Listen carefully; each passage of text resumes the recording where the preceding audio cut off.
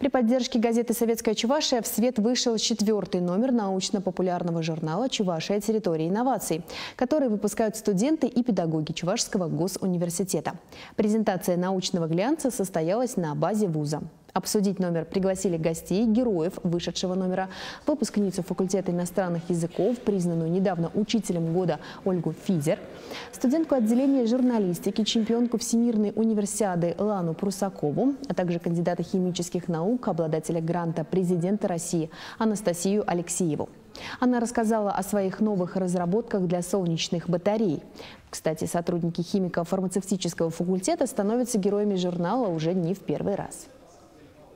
Наш проект направлен на создание новых материалов с практически полезными свойствами, которые могут выступать в качестве красителей при создании элементов для солнечных батарей.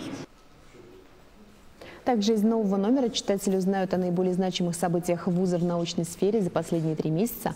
Среди них участие в международной конференции, посвященной Чаплыгину, а также семинары, проводимые успешными людьми в бизнес-инкубаторе Чувашского госуниверситета. И пытаемся все это делать доступным для общественности языком, донести информацию так, чтобы всем, даже непосвященным читателям, было понятно, чем мы занимаемся и в каком направлении мы движемся.